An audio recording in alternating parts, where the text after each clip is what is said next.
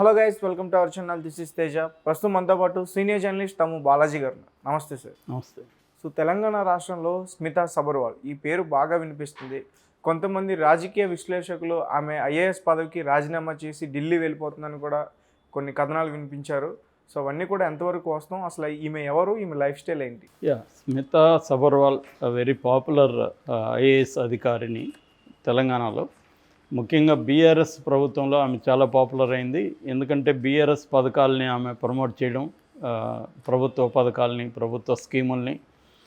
రెండోది సోషల్ మీడియాలో వెరీ యాక్టివ్గా ఉండడం, ఆమె కొన్ని వివాదాస్పద పోస్టులు కూడా పెట్టడం, ధైర్యంగా ప్రభుత్వ చర్యలను కూడా ఒక్కొక్కసారి వేరే దేశంలో జరిగిన వాటిని ధైర్యంగా ఆమె విమర్శించడం, ఇట్లాంటివి కూడా గతంలో చూసాం. తర్వాత కేసీఆర్కి సెక్రటరీగా కూడా పనిచేసింది సీఎంఓ ఆఫీస్లో. దాంతోపాటు మిషన్ భగీరథ, కాళేశ్వరం ఈ ప్రాజెక్టులు కూడా ఆమె ఇన్ఛార్జిగా ఉన్నింది. ముఖ్యంగా నీటిపారుదల శాఖలో ప్రిన్సిపల్ సెక్రటరీగా ఆమె పనిచేశారు. అందువల్ల హెలికాప్టర్లో ఆమె వెళ్ళి చూడడం, ఇవన్నీ కూడా అప్పుడు వీడియోలు పాపులర్ అయినాయి. దాని మీద విమర్శలు కూడా వచ్చాయి. ఒక ఐఏఎస్ ఆఫీసర్కి హెలికాప్టర్లు ఇవ్వడం, దాన్ని ఆమె వాటిని వీడియోలు తీసి, ఫోటోలు తీసి ఫేస్బుక్లో, ట్విట్టర్లో పెట్టడం, ఇవన్నీ కూడా వివాదాస్పదమని. ఎందుకంటే ఐఏఎస్ వాళ్ళు వాళ్ళ పని విధానంలో భాగంగా వెళ్తారు తప్ప దాన్నంతా వీడియోలు తీసి పెట్టి పర్సనల్గా ప్రమోట్ చేసుకుంటుంది ఈమె అనేది విమర్శలు వచ్చాయి. సో అప్పుడు కాంగ్రెస్ వాళ్ళు కూడా, రేవంత్ రెడ్డి వీళ్ళు కూడా విమర్శించారు. ముఖ్యంగా ఈ కాళేశ్వరం ప్రాజెక్టు మీద, మిషన్ భగీరథ మీద విమర్శలు చేసినప్పుడు ఐఏఎస్ వాళ్ళ మీద కూడా వాళ్ళు విమర్శలు చేశారు. సో ఈ కాంటెక్స్లో గవర్నమెంట్ మారేసరికి జనరల్గా ఏం జరుగుతుందంటే, ఒక కొత్త గవర్నమెంట్ వచ్చినప్పుడు వాళ్లకు అనుకూలమైన ఐఏఎస్ ఆఫీసర్ని వివిధ పదవుల్లో అపాయింట్ చేసుకుంటారు. కొంత వివాదాస్పదం కానీ ఏ గవర్నమెంట్ ఉన్నా కూడా తమ పని తమ చేసుకొని పోయే ఐఏఎస్ ఆఫీసర్ని లేదా ఐపీఎస్ ఆఫీసర్లని మార్చరు జనరల్గా. అట్లాగే ప్రధానమైన పోస్టులో ఏం జరుగుతుందంటే, తమకి అనుకూలంగా ఉంటారు, తమకి కంఫర్టబుల్గా ఉంటుంది వీళ్ళతో పనిచేయడం అనుకున్నప్పుడు ఆ టీంని సీఎం కానీ లేకపోతే ఆ మినిస్టర్లు కానీ తెచ్చుకుంటారు.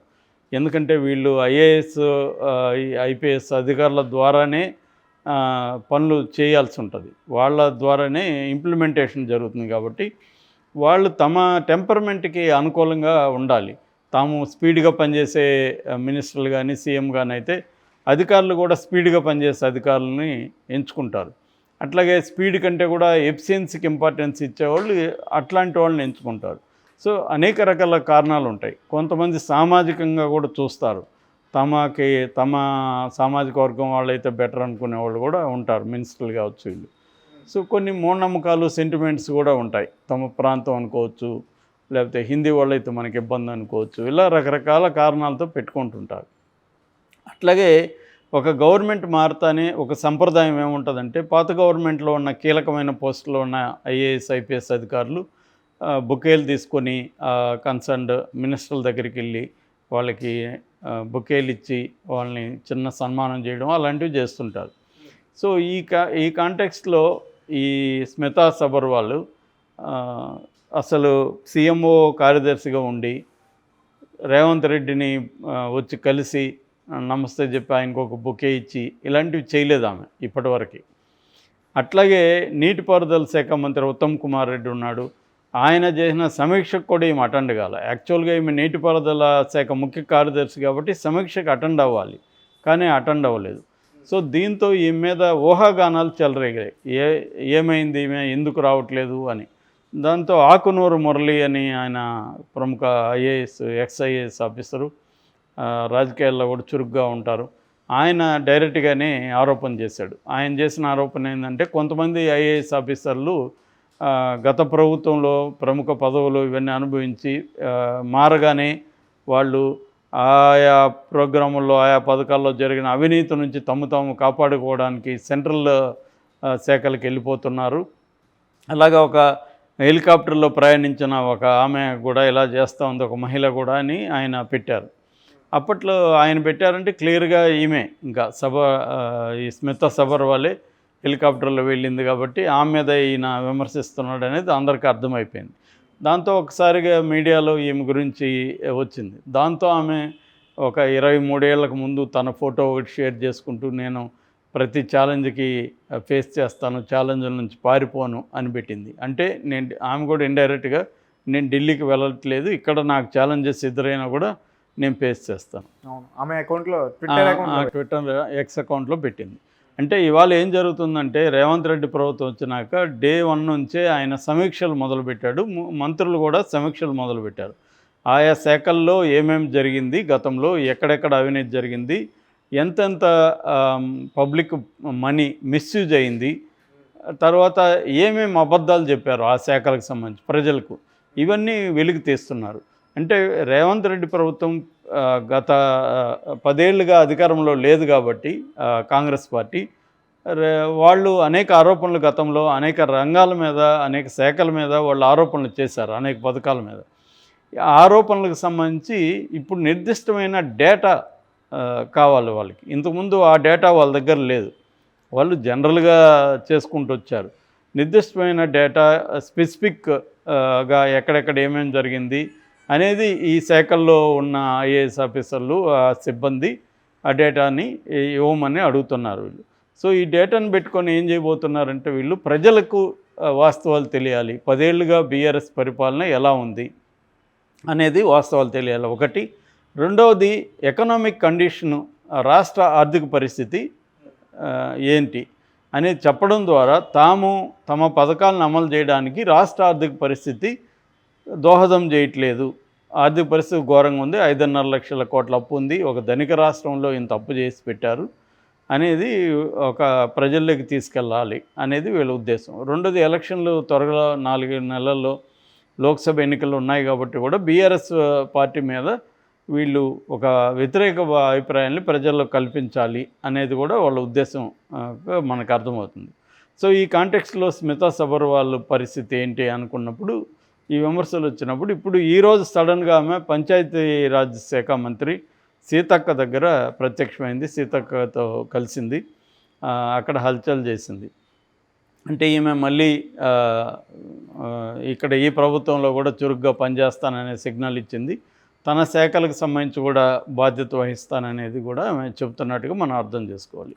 ఇక ఇది కాంటెక్స్ట్ అయితే, ఇప్పుడు స్మితా సబర్వాల్ ఆమె బ్యాక్గ్రౌండ్ గురించి చెప్పాలన్నప్పుడు, ఆమె వెస్ట్ బెంగాల్ వాళ్ళ ఫ్యామిలీది. వాళ్ళ నాన్న ఆర్మీ ఆఫీసరు, ప్రణబ్ దాస్ ఆయన పేరు, వాళ్ళ అమ్మ పురబీ దాస్, వీళ్ళు బెంగాలీ ఫ్యామిలీ. అయితే ఇక్కడే సెటిల్ అయ్యారు సికింద్రాబాద్లో, ఎందుకంటే ఆర్మీగా ఇక్కడ ఆయనకి పోస్ట్ రావడం, కల్నల్ ఆయన. సో సికింద్రాబాద్లో ఆయన పోస్ట్ రావడంతో ఇక్కడే సెటిల్ అయ్యారు. ఆమె ఇక్కడ హైదరాబాద్లో సెయింట్ ఫ్రాన్సిస్ కాలేజీలో చదువుకున్నది. స్కూల్లో చదువుకునేటప్పుడు కూడా ఐసీఎస్సిలో ఆమె స్టేట్ ఫస్ట్ వచ్చింది. తర్వాత ఎన్ఎస్ఎస్ వాలంటీర్ కూడా ఆమె చురుగ్గా పనిచేసేది. బిజినెస్ లా, అకౌంటెన్సీ, మార్కెటింగ్లో డిగ్రీ తీసుకున్నది. తర్వాత ఐఏఎస్ 2000 సంవత్సరంలో public service commission exam, IAS అంటారు దాన్ని, పబ్లిక్ సర్వీస్ కమిషన్ ఎగ్జామ్ అంటారు. అందులో సెలెక్ట్ అయినాక ఐఏఎస్, ఐపీఎస్లు ఇలా వస్తుంటాయన్నమాట, వాళ్ళు ప్రిఫర్ చేస్తారు ర్యాంకులను బట్టి. సో ఈమె 2000 సంవత్సరంలో 22 ఏళ్ళు అప్పటికి ఆమెకి 4th ర్యాంక్ సాధించింది ఆమె ఆల్ ఇండియా లెవెల్లో. అంటే అంత బ్రిలియంట్ అని చెప్పచ్చు మనం. సో దాని తర్వాత ఆమె ఆదిలాబాద్లో ఫస్ట్ ప్రొబేషన్ ఆఫీసర్గా పనిచేసింది. దాని తర్వాత చిత్తూరు, మదనపల్లిలో జాయింట్ కలెక్టర్ పనిచేసింది. తర్వాత గ్రామీణ అభివృద్ధి శాఖలో పీడీగా, ప్రాజెక్ట్ డైరెక్టర్గా పనిచేసింది. మున్సిపల్ కార్పొరేషన్లో కడప, వరంగల్ మున్సిపల్ కార్పొరేషన్లో పనిచేసింది. కడపలో ప్రాజెక్ట్ డైరెక్టర్గా పనిచేసింది. వాణిజ్య పన్నుల శాఖలో పనిచేసింది. కర్నూలు జాయింట్ కలెక్టర్గా పనిచేసింది. తర్వాత 2010లో కరీంనగర్ కలెక్టర్గా మళ్ళీ ఇక్కడ తెలంగాణలో స్టార్ట్ అయింది. తర్వాత మెదక్ జిల్లా కలెక్టర్గా ఉన్నింది. కేసీఆర్ ఆమె చొరవ, ఆమె డైనమిజం, అవన్నీ, ఆమె నాలెడ్జ్, ఇవన్నీ చూసి ఆమెను పిఎంఓలోకి తీసుకున్నారు. అట్లాగే కీలకమైన నీటిపారుదల శాఖ ప్రిన్సిపల్ సెక్రటరీ కూడా ఆమెకి పోస్ట్ ఇచ్చారు.